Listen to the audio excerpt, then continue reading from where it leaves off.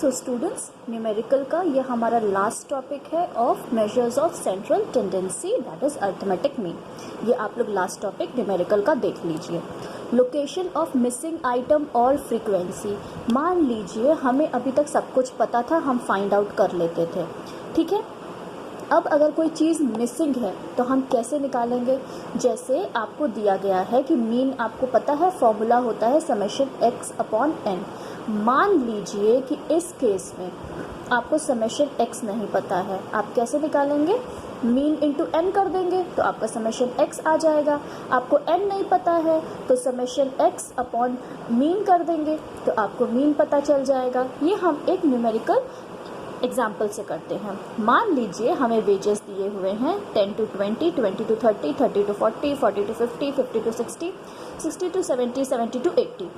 हमें फ्रीक्वेंसी दी हुई है 5, 3, 4 नहीं पता। ये क्वेश्चन जो है 40 से 50 का जो क्लास इंटरवल है इसकी फ्रीक्वेंसी हमें नहीं पता। 2, 6, 13 और इस क्वेश्चन में हमें दिया गया है कि अर्थमेटिक मीन जो है इस डिस्ट्रीब्यूशन की वो 52 है।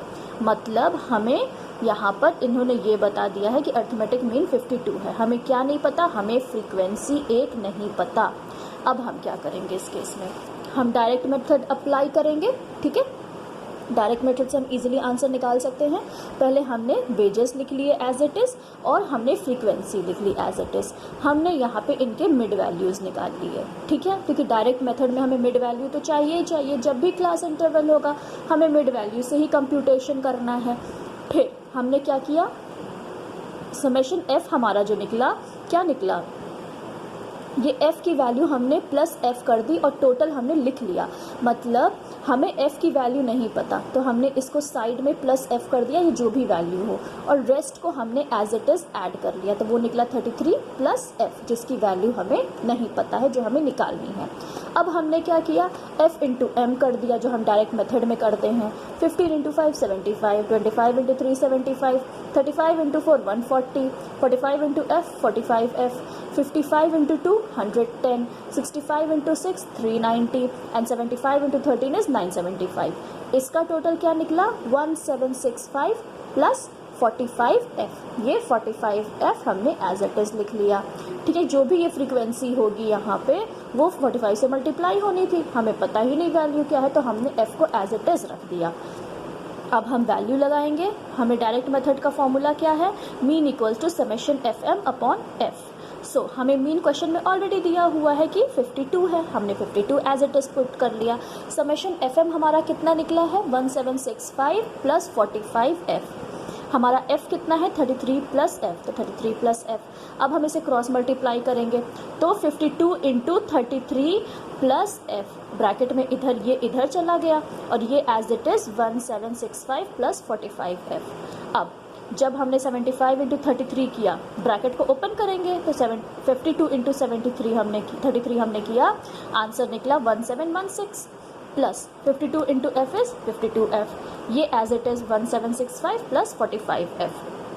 अब क्या करेंगे? f को हम पूरा इधर ले आते हैं, नंबर्स को इधर ले जाते हैं। सो 52f। अब यहाँ पे क्या है? ये पॉजिटिव 45f है। जब पॉजिटिव से हम इक्वल्स के इधर लेकर आते हैं तो वो नेगेटिव साइन हो जाती है। सो 52, ये पॉजिटिव 45 क्या हो गया? Minus 45f। और ये 1765 जो था वो एज इट इज़, और इधर से ये पॉजिटिव वैल्यू है तो इधर जब ये जाएगी इक्वल टू के इधर तो ये नेगेटिव हो जाएगी, 1716। सो डिफरेंस क्या आया? 7f equals to 49। तो f हमारा क्या निकल गया? 49 upon 7, that is equals to 7। हमें यहाँ पे f अपना पता चल गया, यहाँ पे 7। सो मिसिंग फ्रीक्वेंसी हमें क्या पता चल गई? इक्वल्स टू 7, ठीक है। अब हम आते हैं last topic of this chapter, that are the merits of arithmetic mean and demerits of arithmetic mean. Merits क्या है कि ये बहुत सिंपल मेथड है। अगर सेंट्रल टेंडेंसी की बात करें तो अर्थमेटिक मीन जो है वो सबसे सिंपल वे है कैलकुलेट करने का। मीन सर्टेनिटी क्या होता है कि ये जो आप मीन डिराइव करते हैं वो एक सर्टेन वैल्यू होती है, तो ये हम एस्टिमेशन पे बेस नहीं होता, मोस्टली ये एक्यूरेट होता है। बेस्ड ऑन ऑल आइटम्स, ये सारे सीरीज़ को रिप्रेजेंट करता है। हम जो कोई भी मीन निकालते हैं तो वो हम एक सीरीज़ का निकालते हैं, वो जो पूरे सीरीज़ को रिप्रेजेंट करता है। So it is based on all items. It is algebraic treatment. तो क्या होता है, ये स्टैटिस्टिकल एनालिसिस में आराम से यूज्ड होता है क्योंकि एल्जेब्रिक ट्रीटमेंट है इसमें। स्टेबल होता है। जो आपका ये सेंट्रल टेंडेंसी मेजर है अर्थमेटिक मीन, ये बहुत स्टेबल है, इसकी वजह से स्टेबल भी है, सर्टेनिटी भी है, इसकी वजह से इसका कंपैरिजन इजी होता है। And next is your accuracy test, मतलब कि अगर आप चाहें तो इसका एक्यूरेसी टेस्ट आप कर सकते हैं। These are the most accurate answers that are derived and not an approx और एन एस्टिमेट। आगे हम बढ़ते हैं डीमेरिट पे। So what are the demerits? Effect of extreme value. ठीक है, अब क्या होता है कि मान लीजिए हमें एक क्लास का एवरेज निकालना है। मान लीजिए उस क्लास में कुछ बच्चों के 20 बिलो, अगर 100 मार्क्स में से करें, कुछ बच्चों के सिर्फ 80, 70 अबव ही आए हैं और कुछ बच्चों के मान लीजिए कि 20 बिलो ही आए हैं। अब उस क्लास का मान लो एवरेज निकल गया 60%।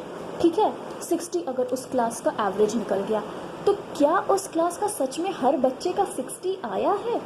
एवरेज क्या होता है कि मतलब सबके पास लगभग उतना है, तो जिसको 20 आया है उसको भी आप 60 में काउंट कर रहे हैं, जिसने 80 प्लस लाया है उसको भी आप 60 में काउंट कर रहे हैं।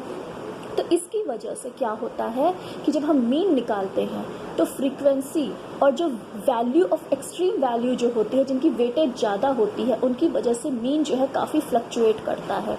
मीन वैल्यू में not figure the series at all. ठीक है, ज़रूरी नहीं है कि जो अर्थमेटिक मीन है वो पूरे सीरीज़ को रिप्रेजेंट करे। Laughable conclusion. अब क्या हुआ, मैंने बोला कि चलिए ठीक है, हम निकालते हैं कि 11th और 12th में कितने स्टूडेंट्स हैं। ठीक है, हमने निकाला कि 11th में मान लो 50 हैं और मान लो 12th में हमारे हैं वहाँ पे 20 स्टूडेंट, 20 क्या मान लो 51 है, हमारे टोटल कितने हो गए 101। 101 को जब मैं 2 से डिवाइड करूंगी तो मेरा क्या आंसर आएगा? 50.2, 50.5 आएगा। अब ये जो 0.5 है, क्या मैं एक स्टूडेंट को हाफ में डिवाइड कर सकती हूँ? That's not possible at all.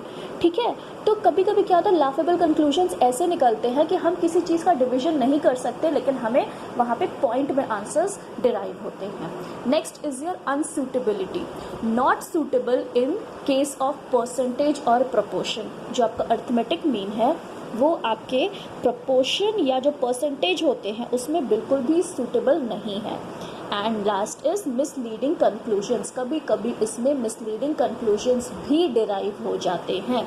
So this brings to end of this chapter, chapter number 9, that is your measures of central tendency. अब हमने इस चैप्टर में क्या क्या पढ़ा है? सबसे पहले हमने पढ़ा कि मीन जो होता है दैट इज एवरेज। ठीक है, पर्पस एंड फंक्शंस हमने पढ़े, एवरेजेस के क्या होते हैं। टाइप्स ऑफ स्टैटिस्टिकल एवरेजेस की बात करें तो पहला मैथमेटिकल होता है, दूसरा पोजिशनल होता है। मैथमेटिकल जो था अर्थमेटिक मीन, जो हमने इस चैप्टर में पढ़ लिया। हमने मीन पढ़ा, मीन क्या होता है, फिर हमने उसमें मेथड्स पढ़े, जो बेसिक हमारे 3 मेथड्स होते हैं, direct method, assumed mean method and the step deviation method. हमने ये पढ़ा कि इंडिविजुअल में जब हम बात करें इंडिविजुअल सीरीज़ की, तो तीनों मेथड्स को हम कैसे अप्लाई करते हैं। जब हम डिस्क्रीट सीरीज़ में आते हैं तो हम अज्यूम्ड मीन लेकर हम जो आपका अर्थमेटिक मीन है उसको डिराइव करते हैं तीनों सीरीज़ में। और जब हम आते हैं फ्रीक्वेंसी डिस्ट्रीब्यूशन में तो हम क्या करते हैं, वहाँ पर हम मिड वैल्यू लेकर हम मीन निकालते हैं।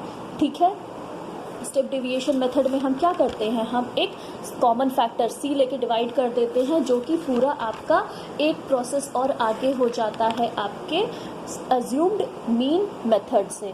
उसके बाद हमने पढ़ा यहाँ पर आपका फ्रीक्वेंसी डिस्ट्रीब्यूशन में हमने ये मिड वैल्यू निकालना यहाँ पे सीख लिया। ठीक है, जब हम L1 प्लस L2 अपॉन 2 करते हैं तो मिड वैल्यू हमारी निकल जाती है, हमने उससे सीखा। उसके बाद हमने देखा कि how we calculate the mean जब हमें सिर्फ मिड वैल्यू दी होती है, सिर्फ मिड वैल्यू से हम मीन को कैसे कैलकुलेट करते हैं, जो calculation of corrected arithmetic mean कि रॉन्ग हमें दिया है उसे हमने कैसे करेक्ट किया, हमने मिसिंग वैल्यू को कैसे फाइंड आउट किया जब हमें मीन में मिसिंग वैल्यू दी हुई है, कैलकुलेशन ऑफ वेटेड मीन हमने पढ़ा, and then we move on to the combined arithmetic mean, जहाँ पे कंबाइंड मीन्स हमने कैलकुलेट किए, फिर हमने लोकेशन ऑफ मिसिंग आइटम और फ्रीक्वेंसी हमने डिराइव किया, and then we moved on to the final topic that was the merits of arithmetic mean and the demerits of the arithmetic mean. और यहाँ पे हमारा ये चैप्टर ख़त्म होता है।